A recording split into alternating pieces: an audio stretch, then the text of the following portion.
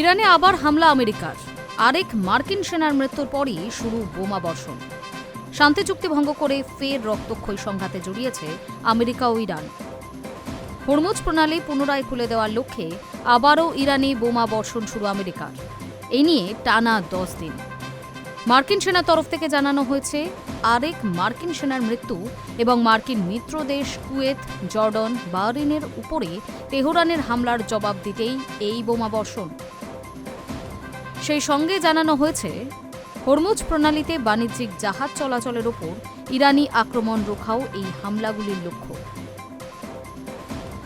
নিজস্ব সমাজ মাধ্যম ট্রুথ সোশ্যালে মার্কিন প্রেসিডেন্ট লেখেন, যতবার ইরান একজন মার্কিন সেনাকে হত্যা করবে ততবারই তাদের সেই হত্যার জন্য বহুগুণ মূল্য চোকাতে হবে। আমেরিকার সেনাবাহিনীর শীর্ষ আধিকারিকদের এই নির্দেশ ইতিমধ্যেই পৌঁছে দেওয়া হয়েছে। সেই সময় থেকেই বোঝা গিয়েছিল এবার ফের ভয়াবহ হামলার পথে হাঁটবে আমেরিকা। দ্রুতই সেই আশঙ্কা সত্যিও হল। প্রসঙ্গত, শান্তি চুক্তি ভঙ্গ করে ফের রক্তক্ষয়ী সংঘাতে জড়িয়েছে আমেরিকা ও ইরান। সেই সংঘাত ক্রমশ ভয়াবহ আকার নিতে শুরু করেছে। ইরানের সামরিক ঘাঁটির পাশাপাশি সেখানকার সেতু, জল শোধনাগার এবং বিদ্যুৎ কেন্দ্র সহ বেসামরিক কাঠামোগুলিতে হামলা করেছে।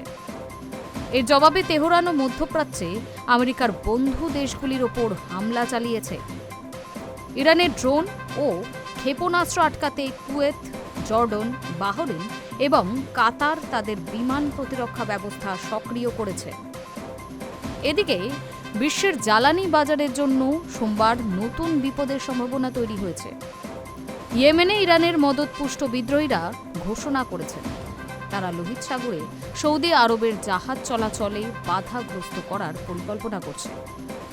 এই পথটি যুদ্ধের সময় তেল রপ্তানি একটি বিকল্প পথ হিসেবে ব্যবহৃত হতো।